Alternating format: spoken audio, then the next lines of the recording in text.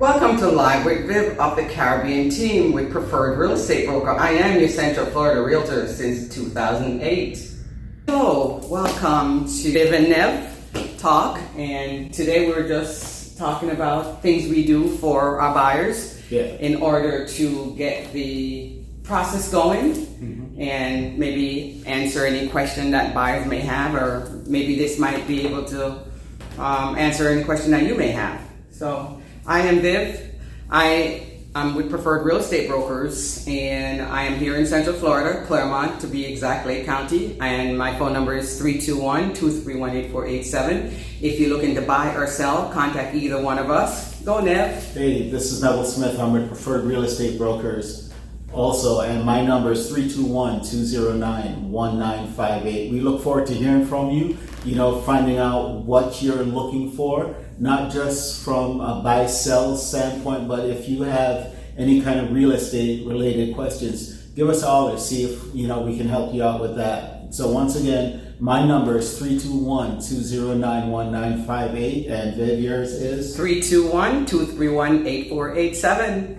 So as Viv said earlier, what we're going to talk about today really is just what services we provide for our buyers. And today we're just talking about buyers. We do work with sellers. We love our sellers, but generally speaking, buyers, especially first-time home buyers, have a lot of questions and they haven't been through the process before. One of the main things that a lot of buyers don't understand is they don't have to pay for anything using a realtor up front. It just doesn't happen. Generally speaking, they don't even have to pay us. It's more coming from the proceeds from the seller. The seller is the one that's paying for everything at this point. But you do have your own cost, as one of our other videos told you about. So, Viv, what are some of the things that you do for your customer, like starting from day one when someone contacts you? Okay. Well, thanks, Nev.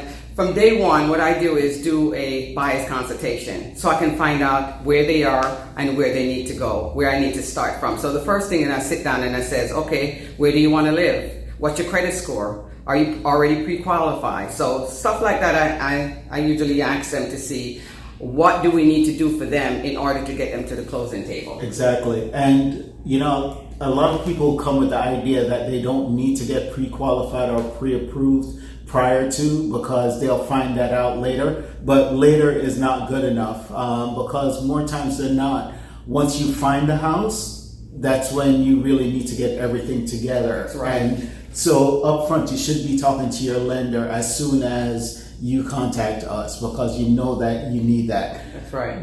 Being pre-qualified or pre-approved is like knowing how much money you have in your wallet before you head into the store, or how much your credit card can hold. That's right. Before you get into that store. Yeah. So if you go into the store with a credit card that only has $100 balance on it, you can't buy something for $1,000. Right. So that's where that comes from. Yeah. So that's step one, is getting them pre-qualified. Right. So get them with a lender. I usually get them at least a couple of lenders and have them talk to see, because personality, sometimes some lenders don't blend with a different personality. They call that a disc. So therefore, we find the right lender for the right person. And then let them get them pre-qualified, get in all their documents, get in all their paperwork, and run through the whole thing and making sure that they are qualified. And then if you come up with some kind of issue or something, you can always send it to the underwriter so the underwriter can see. And what underwriter? The underwriter is a person who says yes to the final approval of your loan. So you just have to know that. Exactly. So once now we've gotten this pre-approval thing done, now we can go out and start looking at homes, right? Yes, it's time to start looking at homes. But, of course they have to find out what area they want to live in. So, but I will get that up front to see, okay, where do I want to live? Lake County, Orange County, wherever. It doesn't matter where you want to live at, and depend on the price range in the neighborhood. So but that's my favorite part. I love to drive, so and Nevi is my chauffeur. So she loves the fact when I go and I'm driving her around so that she can just really profile and focus on what the customer is saying. Because a lot of times we're showing so many different properties that there's little things that we miss out because we are focused on getting to that next one or just a time period getting things done. So definitely the customer comes first, and we want to provide that service for Yes. them. So within that, we go in, we show you this house, and we might ask you questions like, so in your ranking, would you buy this house? It's not that we're trying to Right. force you into it. We want to know what parts of this works for you and what parts don't work. So that way we don't waste your time showing you 10 different houses that don't match. That's the same. Yeah, You know, exactly. some people don't like having trees around their houses, Exactly, for example. exactly, So if exactly. we can see that from the listing pictures and all that, we can tell you, hey, Okay. this has trees in it. Right. So, Exactly. So do why? you still want to go see it? Right. Exactly. No. Exactly. Right. So stuff like that we work on, and then once you find that right house, hopefully within about 5 houses or so, you'll find that perfect home, and then it's next to presenting it to the seller. Yeah, you know, you have to come up with an offer. Yeah. The main thing is, yes, everyone's looking for a deal. This is true. However, put yourself in the seller's shoes. You know, you have a house that's, I'm going to throw this out as an example, for $275,000. Your neighborhood is selling at $265,000 or $270,000. Okay, are you going to accept an offer for $215,000 after you just did some updates on your house that are valuable updates?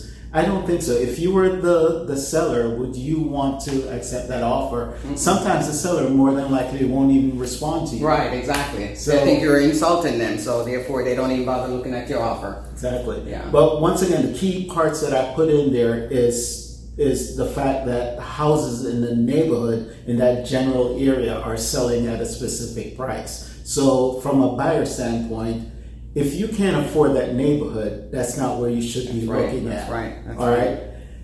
The other part is we mentioned the pre-approval. You may be pre-approved for $500,000, but our mindset doesn't work. The fact that we're going to try to give you a $500,000 house, Right. if that's not what you're looking Right. for. Right. Correct. If you want a $200,000 house, that's where we're going to be looking right. at.